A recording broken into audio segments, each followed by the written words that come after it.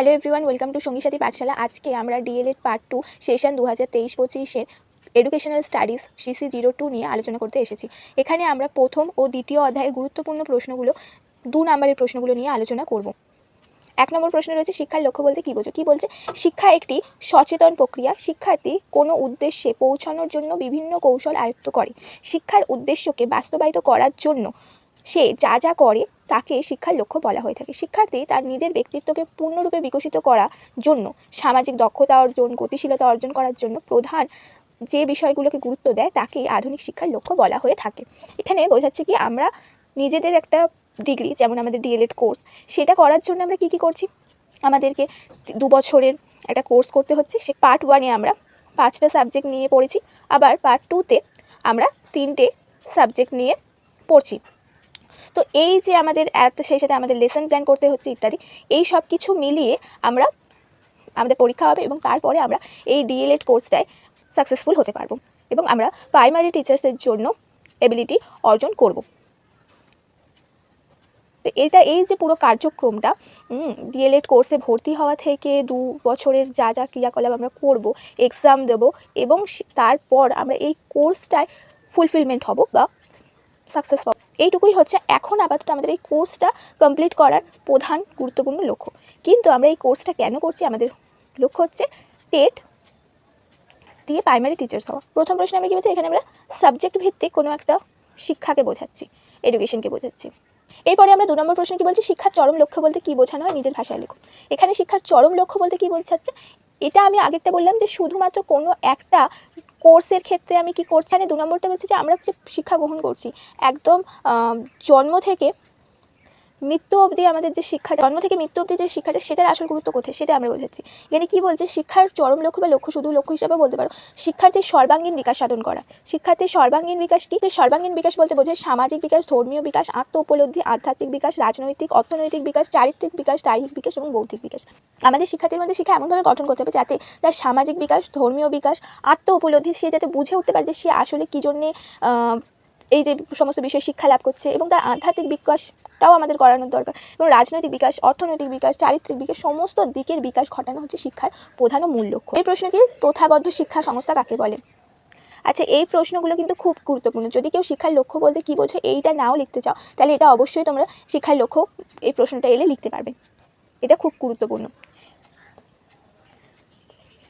প্রথাবদ্ধ শিক্ষা সংস্থা কাকে বলে? এটা খুব গুরুত্বপূর্ণ, এটা বহুবার পরীক্ষায় এসেছে। পার্ট 2-এ কি বলছে? সমাজের দ্বারা নির্ধারিত সামাজিক প্রতিষ্ঠানের মাধ্যমে সচেতনভাবে এবং উদ্দেশ্যপূর্ণভাবে নির্দিষ্ট পাঠ্যক্রম অনুসারে শিক্ষার্থীদের যে বিশেষ শিক্ষাদান করা হয় তাকে প্রথাবদ্ধ বা বিধিবদ্ধ বা নিয়ন্ত্রিত শিক্ষা বলা হয়ে থাকে। প্রথাবদ্ধ শিক্ষা সংস্থার প্রধান উদাহরণ হলো বিদ্যালয়, মহাবিদ্যালয় এবং বিশ্ববিদ্যালয় ইত্যাদি। তো এখানে কি? সমাজের দ্বারা নির্ধারিত সামাজিক প্রতিষ্ঠান। আমাদের বিদ্যালয় কি? একটা সামাজিক প্রতিষ্ঠান। এখানে কি করি? আমরা এখানে শিক্ষা গ্রহণ করতে যাই, ঠিক আছে? এবার এখানে কিসের উপর শিক্ষা গ্রহণ করব? আমাদের এখানে বিভিন্ন ক্লাস আছে, প্রাইমারি, আপার প্রাইমারি, তারপরে এইচএস ইত্যাদি। তো এই যে প্রত্যেকটা ক্ষেত্রে আমাদের আবার বিভিন্ন ক্লাসে ভাগ করা হয়। যেমন প্রাইমারি হচ্ছে 1 থেকে 5 অবধি, তাহলে আমরা প্রাইমারিতে কী করি? 1 থেকে 5 অবধি পড়াশোনা করি। আপার প্রাইমারিতে কী হয়? 6 থেকে 8 অবধি। এরকমভাবে আমরা কী করি? এই যে আমাদের প্রাইমারি 1 থেকে 5 অবধি এই ক্লাসে আমরা একটা নির্দিষ্ট পাঠ্যক্রম অনুসারে সাবজেক্ট ওয়াইজ পড়াশোনা করি। এখানে আমাদের কি থাকে? নির্দিষ্ট পাঠ্যক্রম থাকে। পাঠ্যক্রম অনুসারে আমরা সাবজেক্টগুলো আমাদের আলাদা থাকে, সেই অনুযায়ী আমরা পড়াশোনা করি। এবার এই যে কোন শ্রেণীতে 1 থেকে 5 অবধি এই যে বিভিন্ন শ্রেণীতে আমরা কি পড়বো না পড়বো, প্রত্যেকটা আলাদা আলাদা ভাগ তৈরি করা থাকে। কিন্তু শিক্ষার মধ্যে আমাদের এই বিষয়টা আসে। এটাকে এই জন্যই আমরা এটাকে প্রথাবদ্ধ শিক্ষা সংস্থা বলছি। এখানে নিয়ন্ত্রিত সব কিছু নিয়ন্ত্রিত। কেন? পরে হচ্ছে অপ্রথাগত শিক্ষা সংস্থা বলতে কী বোঝো? এখানে কি সাধারণভাবে বিদ্যালয়ের নিয়ন্ত্রিত পরিবেশের বাইরে কোনো রকম পূর্ব নির্ধারিত রীতিনীতি বা অনুষ্ঠান ছাড়াই শিক্ষার্থীরা যে ধরনের শিক্ষা লাভ করে তাকে অনিয়ন্ত্রিত বা অপ্রথাগত শিক্ষা বলে। এখানে অপ্রথাগত বা অনিয়ন্ত্রিত শিক্ষার উদাহরণ হিসেবে মুক্ত সংস্থা, মুক্ত বিদ্যালয়ের কথা বলা যেতে পারে। এখানে কি হচ্ছে? আমরা আগেরটা বললাম যে স্কুলে আমরা একটা নির্দিষ্ট টাইমিংয়ে আমাদের যেতে হয়, নির্দিষ্ট সময় অবধি আমাদের সেখানে থাকতে হয়, নির্দিষ্ট সাবজেক্ট অনুযায়ী আমাদের পড়াশোনা করতে হয়। কিন্তু অনিয়ন্ত্রিত বা অপ্রথাগত শিক্ষায় কী হয়? যে আমরা সেই শিক্ষাটাই বাড়িতে বসে করতে পারি। আমাদের কোনো টাইমিং অতটা ডিপেন্ড করে না, প্রত্যেক দিন একটা নির্দিষ্ট টাইম থেকে একটা নির্দিষ্ট টাইম অবধি কোনো একটা জায়গায় বেঁধে রাখার বা আটকে রাখার ব্যাপার থাকে না ইত্যাদি। এখানে বয়স ফ্যাক্টর করে না, নিয়ন্ত্রিত শিক্ষায় বয়স ফ্যাক্টর করে। অনিয়ন্ত্রিত বা মুক্ত বিদ্যালয়গুলিতে দেখবে যে বয়স বেড়ে যাওয়ার পরেও তারা মাধ্যমিক, উচ্চ মাধ্যমিক বা গ্র্যাজুয়েশন করে নিতে পারছেন, কিন্তু আমাদের বিদ্যালয়, মহাবিদ্যালয় বা বিশ্ববিদ্যালয়গুলোতে একটা নির্দিষ্ট বয়সের মধ্যে সময় যে পাঠ্যক্রম বা আমাদের যে কারিকুলামটা সেটা বেঁধে দেওয়া হয়ে থাকে। এরপরে কি বলছে, প্রথা বহির্ভূত শিক্ষা প্রক্রিয়ার 4টি বৈশিষ্ট্য। এখানে আমি যেটা বললাম যে এটা কি বলছে, শিক্ষালয় 4 দেওয়ালের মধ্যে আবদ্ধ নয়। শিক্ষালয় 4 দেওয়ালের মধ্যে আবদ্ধ নয়, তুমি বাড়িতে থেকেও করতে পারো, বাইরে গিয়েও করতে পারো। এবং আমরা কি করি, প্রথা বহির্ভূত শিক্ষা জায়গা থেকে শিখতে পারি। আমরা টিভি থেকে কিছু শিখছি, আমরা নিজেদের সোশ্যাল মাধ্যমগুলো থেকে বিভিন্ন কিছু শিখছি, বাইরের প্রকৃতি পরিবেশ থেকে কিছু শিখছি ইত্যাদি। 2 নম্বরে কি বলছে, 4টি বৈশিষ্ট্য বলেছে। 2 নম্বর বৈশিষ্ট্য, পাঠ্যক্রম নির্বাচনের স্বাধীনতা। পাঠ্যক্রম নির্বাচনের স্বাধীনতা কীভাবে পাওয়া যায়? যদি কেউ চায় যে যখন দেখবে তোমরা এই মুক্ত বিদ্যালয় ইত্যাদি এদের সিলেবাসে বা সাবজেক্ট স্ট্রাকচারে অনেক রকমের ডিফারেন্সিয়েশন দেখা যায়, ওদেরকে অনেক ধরনের বিষয় ওদের কাছে দেওয়া হয়ে থাকে, যাতে তারা অতি সহজে শিক্ষা গ্রহণ করতে পারে। যে বিষয়গুলো ভয় ভীতি, অনেকে ম্যাথসে ভীষণ ভয় পায়, সেগুলো অনেক সময় কমিয়ে দেওয়া হয় বা ওই সাবজেক্টগুলোকে বাদ দিয়ে অন্য অন্য সাবজেক্ট সেখানে অ্যাডিশন করা যায়। ঠিক আছে। 3 নম্বর কি, শিক্ষাক্ষেত্রে বয়স বাধা হয়ে দাঁড়ায় না। মুক্ত বিদ্যালয় বা মুক্ত বিশ্ববিদ্যালয়তে শিক্ষা মানে বয়স কোনো ফ্যাক্টরি না, বিভিন্ন বয়সী লোকজন সেখানে অতি সহজে বিভিন্ন কোর্স করছেন। 4 নম্বর কি বলছে, শিক্ষা প্রক্রিয়ার মধ্যে অনেক বেশি নমনীয়তা লক্ষ্য করা যায়। কি রোজ রোজ আমাদের স্কুলে যেতে হয় না, এখানে আমাদের নির্দিষ্ট পাঠ্যক্রম রোজ ওই একই বিষয় কেউ আমাদেরকে পড়া ধরে না। আমরা কতটা কি করতে পারছি নিজেদের চেষ্টায় এটা করতে হবে, সেই জন্য এটা অনেক বেশি নমনীয়। গণমাধ্যম কাকে, এখানে এই যে প্রথা বহির্ভূত শিক্ষা প্রক্রিয়ার 4টি বৈশিষ্ট্য, এটা কিন্তু খুব গুরুত্বপূর্ণ, অনেকবার পরীক্ষা এসেছে। তো গণমাধ্যম কাকে বলে? জনগণের সঙ্গে যোগাযোগের বিভিন্ন মাধ্যমকে গণমাধ্যম বলা হয়ে থাকে। গণমাধ্যম কোনো দেশের মানুষের গোষ্ঠীতে বিবাদ মিটিয়ে পরস্পরের মধ্যে আরও সম্পর্ক দৃঢ় করে তোলে, তাদের মধ্যে সংযোগ ও সম্প্রীতি আনে এবং দেশি এবং আন্তর্জাতিক স্তরে বিভিন্ন সম্প্রতি ঘটে যাওয়া ঘটনা তার প্রতি দৃষ্টি সজাগ রাখতে সাহায্য করে। উদাহরণস্বরূপ আমরা সংবাদপত্র, বেতার, দূরদর্শন, চলচ্চিত্র ইত্যাদির কথা উল্লেখ করতে পারি। বর্তমানে বিভিন্ন সামাজিক মাধ্যম, সোশ্যাল মিডিয়ার কথাও এখানে আমরা উল্লেখ করতে পারি। সোশ্যাল মিডিয়া ইত্যাদি এগুলো আমাদেরকে অনেক বেশি করে শিক্ষার সাথে সংযুক্ত করতে পারি, যদি আমরা সেটা সঠিকভাবে ব্যবহার করতে চাই। একদিকে যেমন এটার ভালো দিক হচ্ছে, এখানে আমরা অনেক বেশি শিখতে পারি, এডুকেশন লাভ হয়, অনেক কিছু হতে। আবার এটার অনেক খারাপ দিকও আছে। বিদ্যালয় কাকে বলে? বিদ্যালয় হচ্ছে একটি প্রথাগত নিয়ন্ত্রিত শিক্ষা প্রতিষ্ঠান, যেখানে শিক্ষার্থীরা নিয়ন্ত্রিত পাঠ্যক্রম অনুসারে প্রস্তুত পাঠ্যপুস্তকের মাধ্যমে শিক্ষকের কাছ থেকে শিক্ষা গ্রহণ করে থাকে। এখানে কি বলছে, আমরা যে বিদ্যালয়ে পড়াশোনা করি, কি এটা একটা নিয়ন্ত্রিত প্রথাগত শিক্ষা প্রতিষ্ঠান। এখানে আমরা চাইলে যখন তখন যেতে পারি না, আবার চাইলে যখন তখন বেরিয়ে আসতে পারি না। নিয়ন্ত্রিত, একটা নির্দিষ্ট বয়সে আমরা স্কুলে বা বিদ্যালয়ে ভর্তি হই, আবার নির্দিষ্ট বয়সের পর সেই স্কুল বিদ্যালয়ে পাশ করে আমরা বেরিয়ে যাই। এটা প্রথাগত, তাই জন্য এখানে গেলে যে আমরা শিক্ষা গ্রহণ করবো এটা আমাদের ধারণা রয়েছে। এখানে কি হয়, পাঠ্যক্রম অনুসারে, এই যে বললাম আমি, এখানে কি আমরা ক্লাস 1 থেকে কলেজ অবধি বা যতদূর পড়াশোনা করতে চাই না কেন, প্রত্যেকটা নির্দিষ্ট পাঠ্যক্রম রয়েছে, সেই অনুযায়ী আমাদের বিভিন্ন পাঠ্যপুস্তকও তৈরি আছে। ক্লাস 1 থেকে 5 ধরে এই প্রত্যেকটা ক্লাসের জন্য একটা নির্দিষ্ট পাঠ্যক্রম আছে, এবং সেই নির্দিষ্ট পাঠ্যক্রমের আলাদা আলাদা বই রয়েছে, এবং সেই বইগুলোর উপর ভিত্তি করেই আমরা আমাদের শিক্ষকের কাছ থেকে শিক্ষা লাভ করি। এই প্রসঙ্গে শিক্ষাবিদ ক্যাটারবুর বিদ্যালয়ের সংজ্ঞা দিতে বলেছেন, বিদ্যালয় হলো একটি নির্দিষ্ট স্তরের একদল সংগঠিত ছাত্র সমবায়, যারা নির্দিষ্ট একটি বা একগুচ্ছ গৃহে নির্বাচিত কয়েকটি বিষয়ে অধ্যয়ন করে এবং এক বা একাধিক শিক্ষক, অধ্যক্ষ, তত্ত্বাবধায়ক ও অন্যান্য শিক্ষাকর্মীদের দ্বারা নির্দেশনা গ্রহণ করে থাকে। তার মানে এটা হচ্ছে কি একটি প্রথাগত প্রতিষ্ঠান, যেখানে সমস্ত কিছু নিয়ন্ত্রিত এবং পাঠ্যক্রমও আগে থেকে প্রস্তুত করা থাকে, এবং সেই অনুযায়ী পাঠ্যপুস্তকও থাকে, যেটা মাধ্যমে শিক্ষিকারা আমাদেরকে সাহায্য করে আমাদের উদ্দেশ্য বা লক্ষ্য সেই সাবজেক্টগুলোকে গুরুত্ব দিয়ে পড়িয়ে আমাদের সার্বিক বিকাশ ঘটানোর চেষ্টা। পরের প্রশ্ন হচ্ছে, বিদ্যালয়ের গুরুত্বপূর্ণ 4টি কার্যাবলী উল্লেখ করো। এখানে কি বলছে, বিদ্যালয়ের গুরুত্বপূর্ণ 4টি কার্যাবলী কি? 1, ব্যক্তিত্বের বিকাশ সাধন করা। শিক্ষা আমাদের মানুষের মধ্যে অজ্ঞতা দূর করে এবং অজ্ঞতা দূর করে জ্ঞানের আলোর বিকাশ করে। এর ফলে আমাদের কি হয়, ব্যক্তিত্বের বিকাশ ঘটে। তারপরে কি হচ্ছে, সামাজিকীকরণে সহায়তা করে। সামাজিকীকরণে সহায়তা করে কি, আমরা যখন বিদ্যালয়ে যাই তখন সেখানে আমরা একা থাকি না, আমাদের সাথে আমাদের অনেক সহপাঠী থাকে, সেই সাথে আমাদের টিচাররা থাকে, আমাদের স্কুলের বিভিন্ন তত্ত্বাবধানে কাজ করার কর্মীরা থাকে, এবং তাদের সাথে আমাদের মিলেমিশে একটা পরিবার গঠন করে সেখানে পড়াশোনা করতে হয়। এর ফলে আমাদের কী হয়, বিভিন্ন মানুষের সাথে কীভাবে আমরা বাইরে গিয়ে আচরণ করবো তার একটা বোধ বুদ্ধি তৈরি হয়, সেটা হচ্ছে আমাদের সামাজিকরণে সহায়তা করে। 4 নম্বরে বলছে গণতান্ত্রিক চেতনার বিকাশ করে। কি হচ্ছে, বিদ্যালয়ে আমরা একাধিক সমবয়সী এবং আমাদের বিভিন্ন উঁচু ক্লাসের বিভিন্ন স্টুডেন্টদের সাথে এক জায়গায় পড়াশোনা করি, টিচাররা সেখানে থাকে। তো তাতে কি হয় যে শুধুমাত্র আমি আমার দিকটাই দেখবো তা নয়, আমাদের সহপাঠীদেরও বিভিন্ন মতামত থাকতে পারে, তাদেরও বিভিন্ন ভালো মন্দ, খারাপ লাগা ভালো লাগা থাকতে পারে, সেইগুলো আমাদেরকে ভাবনা চিন্তা করে আমাদের কি হয়, গণতান্ত্রিক চেতনার সাহায্য। তারপরে কি বলছে, শিক্ষার্থীর মধ্যে জাতীয়তাবাদ ও ঐতিহ্যের সংরক্ষণের বোধ সঞ্চালিত হয়। আমাদের বিদ্যালয়ে বিভিন্ন রকমের সামাজিক সাংস্কৃতিক অনুষ্ঠান হয়, যেমন আমাদের স্বাধীনতা দিবস পালন হয়, সেই সাথে প্রজাতন্ত্র দিবস পালন হয় ইত্যাদি। এর বিভিন্ন মনীষীদের জন্মদিন পালন হয়, তাদের নীতি আদর্শ, তারা আমাদের দেশের জন্য কি করেছেন, আমাদের স্বাধীনতা দিবসের যে পালন করা হয় দেশের স্বাধীনতা আন্দোলন ইত্যাদি সম্পর্কে জানতে বুঝতে পারি।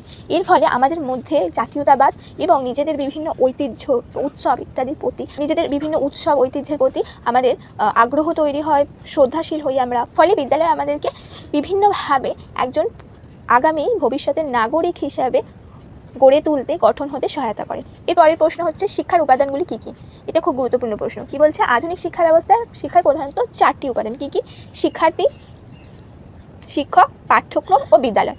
10 নম্বর প্রশ্ন হচ্ছে শিশুকেন্দ্রিক শিক্ষা ব্যবস্থা কাকে বলে। মোস্ট ইম্পর্টেন্ট, এটা বহুবার পরীক্ষায় এসেছে, বারবার আসে।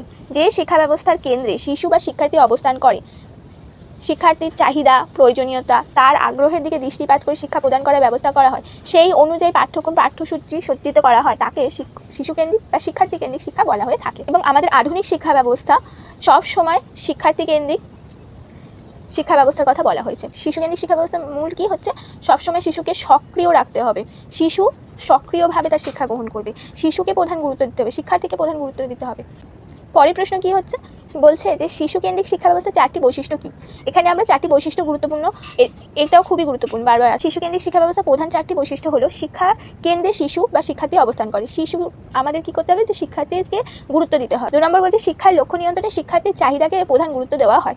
এইখানে আমরা ফার্স্টেই বলেছি শিক্ষার্থীর চাহিদা, প্রয়োজনীয়তা ও তার আগ্রহের দিকে দৃষ্টিপাত করে আমরা সেই ধরনে সেই শিক্ষাটা প্রদান করতে পারি। 3 নম্বরে কি বলছে, শিশুকেন্দ্রিক শিক্ষায় শিশুর সক্রিয়তাকে অধিক গুরুত্ব দেওয়া হয়। এখানে আমাদের সবসময় শিশুকে সক্রিয় রাখতে হবে, তাকে দিয়ে বিভিন্ন কাজ করাতে হবে। 4 নম্বরে কি বলছে, শিক্ষক শিক্ষার্থীর বন্ধু ও সহায়কের ভূমিকা পালন করবে। এখানে একমাত্র শিক্ষক বলে যাবে, শিক্ষার্থী শুনে যাবে, এরম কিন্তু বিষয়টা নয়। এখানে শিক্ষার্থীকে সক্রিয়ভাবে সব কিছু করতে দিতে হবে এবং শিক্ষক তাকে কি করবে, কেবলমাত্র গাইড করবে, বন্ধু ও সহায়কের মতো তাকে বুঝিয়ে দেবে, চেষ্টা করবে যে তাকে সাহায্য করতে। এরপরে কি হচ্ছে, আমাদের 12 নম্বর প্রশ্ন হচ্ছে শিশুকেন্দ্রিক শিক্ষার 4টি গুরুত্ব কী। এখানে আমরা ফার্স্টে কি বললাম, বৈশিষ্ট্য, প্রধান দিকগুলো কী কী আমরা লক্ষ্য রাখতে, গুরুত্ব কী। এই যে আমরা শিশুকেন্দ্রিক চাইল্ড সেন্ট্রিক অ্যাপ্লিকেশনটা অ্যাপ্লাই করবো, এটাতে আমাদের কী কাজে লাগবে সেটা আমরা এখানে দেখছি। কী বলছে, 4টি গুরুত্ব। প্রথমে কি বলছে, শিশুকেন্দ্রিক শিক্ষার মধ্যে দিয়ে শিশুর চাহিদা পূরণ করা যায়। প্রথমে বলছে কি, শিশুকেন্দ্রিক শিক্ষার মধ্যে দিয়ে শিশুর চাহিদা পূরণ করা যায়, যে প্র্যাকটিক্যাল লাইফে যেগুলো দরকার হয় সেগুলো আমরা শিশুকেন্দ্রিক শিক্ষার মাধ্যমে পূর্ণ করতে পারি। কীভাবে, যে আমরা যখন ওদেরকে বিভিন্ন ছবির কার্ড দিয়ে দেখাচ্ছি, চেনাচ্ছি, শব্দ তৈরি করতে দিচ্ছি, তখন সাথে সেই বস্তুটা যেমন পরিচয় করাচ্ছি, সেই বস্তুটা কোন কোন শব্দের দ্বারা গঠিত হবে সেই দিকটাও আমরা এখানে উল্লেখ করে সে সক্রিয়ভাবে তার নিজের পাঠ প্রক্রিয়ায় অংশগ্রহণ করবে। 2 নম্বরে কি বলছে, শিশুর দৈহিক, মানসিক, প্রক্ষোভিক, সামাজিক, নৈতিক প্রভৃতি দিকের অর্থাৎ শিশুর সর্বাঙ্গীন বিকাশ ঘটে শিশুকেন্দ্রিক শিক্ষায়। 3 নম্বর বলছে শিশু স্বাধীনভাবে তার পাঠ গ্রহণে উৎসাহ পায়, যখন তাকে সক্রিয়ভাবে আমরা কোনো কিছু করতে দিচ্ছি তাতে সে আরও উৎসাহ পাচ্ছে, হ্যাঁ সে করতে পারলে, এবং যদি নাও পারে সে বারবার চেষ্টা করবে। এরপরে কি বলছে, 4 নম্বর শিশুর মধ্যাকার সৃজনাত্মক ক্ষমতার বিকাশ ঘটে। আমরা শিশুকে কিছু একটা করতে দিচ্ছি, কিছু করতে বলছি, সেগুলো সে করছে, এর ফলে তার কি হচ্ছে, তার মধ্যে উৎসাহ পাচ্ছে। তুমি বারবার ওদেরকে উৎসাহ দিচ্ছ যে হ্যাঁ খুব ভালো হচ্ছে, আরও ভালো করো, খুব সুন্দর হয়েছে, এইভাবে আমরা তাদেরকে উৎসাহ দিচ্ছি। এর ফলে তাদের মধ্যে নিজেদের প্রতি একটা কনফিডেন্স গ্রো করছে, আত্মবিশ্বাস গ্রো করছে, তার ফলে কী হচ্ছে, তার মধ্যে সৃজনাত্মক যে ক্ষমতা আছে সেটারও বিকাশ করছে। 13 নম্বরে কি বলছে, বিদ্যালয়ের 2টি প্রয়োজনীয়তা লেখো। বিদ্যালয় কেন দরকার আমাদের। প্রথমে বলছে কি, বিদ্যালয়ের মধ্যে শিক্ষার্থীর ব্যক্তিত্বের বিকাশ সাধন ঘটে। এখানে ব্যক্তিত্বের বিকাশ সাধন ঘটে কারণ বিদ্যালয়ে বিভিন্ন বয়সী শিশুদের জন্য আমরা বিভিন্ন ধরনের পাঠ্যক্রম তৈরি করি, তাদের সেই পাঠ্যক্রম অনুসারে আমরা পাঠদান করি, বিভিন্ন আচরণ শেখাই। বিদ্যালয়ের মধ্যে একটা শিশু তার সমবয়সে আরও অনেক বন্ধুবান্ধব পায়, তাদের সাথে মিলেমিশে কীভাবে চলতে হবে সেটা শেখে, গণতান্ত্রিক ভাব গঠিত হয়, অন্যান্য যে শিক্ষাকর্মী, শিক্ষক শিক্ষিকারা সাথে কীভাবে তারা আচরণ করবে সেই সব কিছু শেখে। এই জন্যে এগুলো কিন্তু কখনোই তার বাড়িতে সম্ভব নয়। হয়তো সে একা অথবা তার একটি ভাই অথবা বোন আছে, ব্যাস, কিন্তু তার মধ্যে গণতান্ত্রিক ভাব গঠিত হবে না। এই জন্যে বিদ্যালয়ের শিক্ষার্থীর ব্যক্তিত্বের বিকাশ সাধন করে। সেই সাথে আমাদের বিদ্যালয়ে বিভিন্ন প্রোগ্রাম আমরা চালু করি, সেইগুলোর মাধ্যমে তাদের মধ্যে আমাদের দেশ জাতির প্রতি যে বিভিন্ন ঐতিহ্য রয়েছে, উৎসব রয়েছে, সেগুলো জাতীয়তাবাদ রয়েছে, সেগুলো সে শেখে, জানে, তার প্রতি শ্রদ্ধাশীল হয়। এরপরে আমাদের কি বলছে, শিক্ষার্থীকে গণতান্ত্রিকভাবে চলতে শেখায়। এই যে বললাম যে আরও 5টা বাচ্চার সাথে মেশে সবার সাথে কীভাবে বানিয়ে চলতে হয় সেটা শেখার মাধ্যমে শিশু নিয়মানুবর্তিতা ও শৃঙ্খলা পরায়ণ হয়ে ওঠে। এখানে কী হয়, আমরা একটা নির্দিষ্ট টাইমে আমরা বিদ্যালয়ে আসি, নির্দিষ্ট টাইমে আমাদের বিদ্যালয় থেকে ছুটি হয় এবং এখানে আমাদের একটা টিফিন ব্রেক হয়, সেই সময়তেই আমাদের খেতে হয়। এর ফলে এবং আমাদের বিভিন্ন আচরণ শিখতে হয়, যে আমি এইভাবে বসবো, এইভাবে কথা বলবো, এই মানুষের সাথে আমি এইভাবে আচরণ করব, এগুলো আমাদের শিখতে হয় বিদ্যালয়। সেতে আমাদের কী হয়, নিয়মানুবর্তিতা তৈরি এবং আমরা শৃঙ্খলা পরায়ণ। পরে কি শিক্ষার্থীর মধ্যে জাতীয়তাবোধ ও কৃষ্টির প্রতি, ঐতিহ্যের প্রতি সংরক্ষণ, শ্রদ্ধা, গর্ব সঞ্চালিত হয়। এই যে বললাম, আমাদের বিদ্যালয়ে বিভিন্ন রকমের প্রোগ্রাম হয়, স্বাধীনতা দিবস পালন হয়, প্রজাতন্ত্র দিবস পালন হয়, বিভিন্ন মনীষীদের জন্মদিন পালন হয়। এতে আমরা কী করি, তো সেই সবের বিষয়ে যে প্রত্যেকটা উৎসব আমরা কেন পালন করছি, প্রত্যেকটা দিবস আমরা কেন পালন করছি, সেগুলো থেকে আমরা অনেক কিছু জানতে পারি, শিখতে পারি। 14 নম্বর প্রশ্ন কি, শিক্ষণে শিক্ষকের ভূমিকা কি উল্লেখ করো। এটা হচ্ছে খুব গুরুত্বপূর্ণ প্রশ্ন, এটা খুব আসে, এটা 2-এও আসতে পারে, 4, 7, 7-এর জন্য আমি করাবো অবশ্যই। এখানে আমাদের কি বলছে, শিক্ষা প্রক্রিয়ার মধ্যে শিক্ষকের ভূমিকা সর্বাপেক্ষা বিশেষ গুরুত্বপূর্ণ। শিক্ষক শিক্ষণ প্রক্রিয়ার নেতৃত্ব দেয়। শিক্ষকের দক্ষতার উপরেই শিক্ষণ প্রক্রিয়ার সফলতা নির্ভর করে। তবে শিক্ষণ প্রক্রিয়ায় শিক্ষকের প্রধানত 3টে ভূমিকা লক্ষ্য করা যায়, সহায়ক, সহযোগী এবং মাধ্যম। সেই জন্যই শিক্ষককে বলা হয় কি, শিক্ষককে হতে হবে শিক্ষার্থীর বন্ধু, সহযোগী ও পথপ্রদর্শক। আমরা বলছি কি, শিক্ষার্থীকে যে সক্রিয় রাখতে হবে, এইটা কি করবে এবং সঠিক নির্দিষ্টভাবে শৃঙ্খলা পরায়ণভাবে যে আমরা কাজটা করব, নিয়মানুবর্তিতা শেখাবো, এগুলো কে করবে, শিক্ষককেই তো করতে হবে। এবং সেই জন্যে শিক্ষককে কী করতে হবে, যে শিক্ষার্থীর বন্ধু হয়ে উঠতে হবে। তবে না, সে তুমি যদি তার সাথে একটা আত্মিক সম্পর্ক তৈরি না করো, তাহলে তোমার কথা সে শুনবে না। তাকে সহযোগিতা করতে হবে, যে সে কীভাবে এগিয়ে যাবে, কীভাবে সে কাজটা ভালো করে করবে হবে। ভুল হওয়াটা স্বাভাবিক, ভালো করে বুঝিয়ে ঠিক করাটা, সেটাও তো শিক্ষকের গুরুত্বপূর্ণ দিক। পথ প্রদর্শক, তাকে কোথায় যেতে হবে, কীভাবে করতে হবে কাজটা, সেই দিকে তাকে নির্দেশনা দিতে হবে। সে যাবে নিজেই, কিন্তু তোমাকে বুঝিয়ে তো দিতে হবে কীভাবে যেতে হবে। পরে আমাদের 15 নম্বর প্রশ্ন, এটা আমাদের আজকের ক্লাসের শেষ প্রশ্ন, কি বলছে, আধুনিক শিক্ষা ব্যবস্থায় শিক্ষার প্রধান উপাদানগুলির মধ্যে পারস্পরিক সম্পর্ক কী। আমরা আগে কি বলেছি, আধুনিক শিক্ষা ব্যবস্থায় 4টি প্রধান উপাদান, শিক্ষার্থী, শিক্ষক, পাঠ্যক্রম ও বিদ্যালয়, যার সমন্বিত রূপ হচ্ছে শিক্ষা। অর্থাৎ এই 4টি শিক্ষার উপাদানগুলির মধ্যে কোনো বিচ্ছিন্নতা, বিভিন্নতা নেই। এই উপাদানগুলি সর্বদাই মিথস্ক্রিয়া ঘটে, এর ফলে শিক্ষা সফলতা পায়। আর যদি স্কুল থাকলো অথচ আমাদের কোনো পাঠ্যক্রম নেই, শিক্ষক নেই, স্টুডেন্ট নেই, তাহলে আমরা কি পড়াবো, কাকে পড়াবো। স্কুল মানে তো একটা বাড়ি, সেটা তো যে কোনো বাড়ি হতে পারে। আমাদের সেই বাড়ির মধ্যে যখন আমাদের টিচার থাকবে, স্টুডেন্ট থাকবে এবং সঠিক পাঠ্যক্রম বা কারিকুলাম থাকবে, তবে আমরা একটা শিক্ষা, যে আমাদের এডুকেশন, তবে সফল হবে। এই জন্য আধুনিক শিক্ষা ব্যবস্থা শিক্ষার প্রধান উপাদানগুলির সম্পর্কে কি, এদের মধ্যে কোনো বিভিন্নতা, বিচ্ছিন্নতা নেই, মিথস্ক্রিয়া ঘটে, সমন্বিত রূপ এরা, তবেই আমাদের শিক্ষা সফলতা পায়। আদারওয়াইজ কখনোই আমাদের শিক্ষা সফল হতে পারতো না। আজকে আমরা প্রথম ও দ্বিতীয় যে অধ্যায় আছে তোমাদের, সেখান থেকে গুরুত্বপূর্ণ প্রশ্নগুলো এখানে আলোচনা করলাম। যদি তোমাদের ক্লাসটি ভালো লাগে, অবশ্যই লাইক, সাবস্ক্রাইব করো। এর পরবর্তীতে আমরা তোমাদের জন্য আরও নানা ধরনের ক্লাস নিয়ে আসতে থাকবো, প্রত্যেকটা বিষয় ভিত্তিক ক্লাস নিয়ে আসতে থাকবো এবং প্রত্যেকটা বিষয়ের বিভিন্ন গুরুত্বপূর্ণ প্রশ্নগুলো, প্রিভিয়াস ইয়ারে যে প্রশ্নগুলো এসেছে, সেগুলো অবশ্যই করাবো। এর ফলে সিলেবাস কমপ্লিট হয়ে যাবে।